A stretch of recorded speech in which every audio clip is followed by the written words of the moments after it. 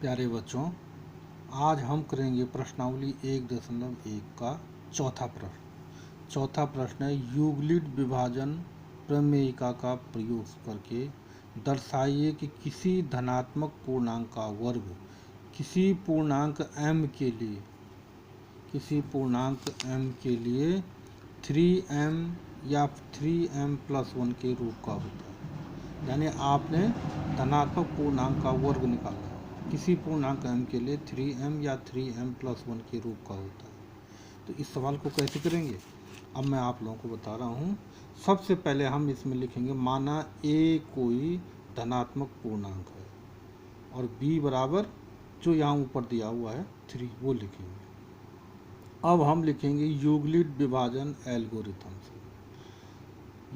किसी पूर्णांक q बड़ा है या बराबर 0 के लिए a बराबर होता है 3q + r, जहाँ r की वैल्यू 0 और 3 के बीच में है।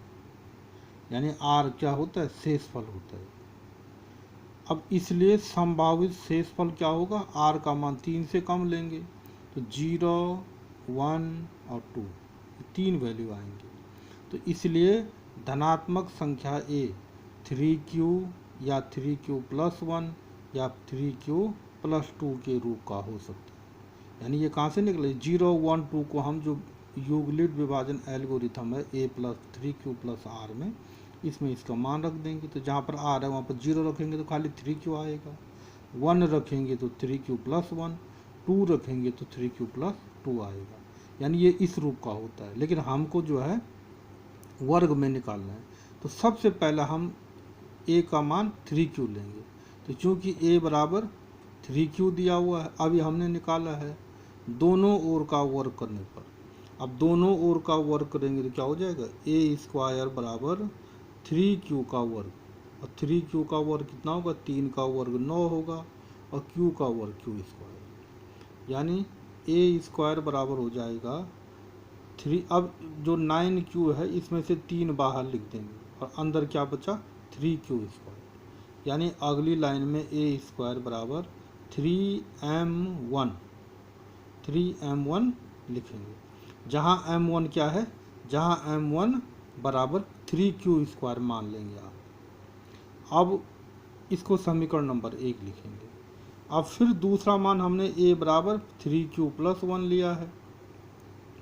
इसमें भी दोनों ओर का वर्ग करने पर, जब हम दोनों ओर का वर्ग करेंगे तो a² बराबर 3q + 1 का होल स्क्वायर हो जाएगा। अब a + b होल स्क्वायर के वर्ग का सूत्र लगाएं।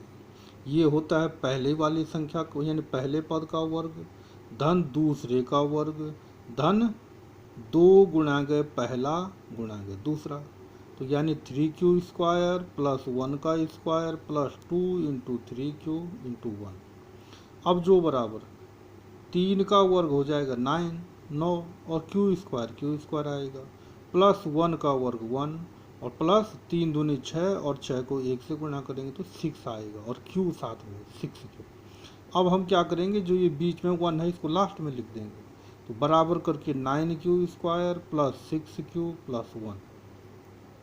अगली लाइन में बराबर करके अब बीच वाले इन दोनों शुरू के 9q² और 6q में से 3 बाहर कॉमन ले लेंगे।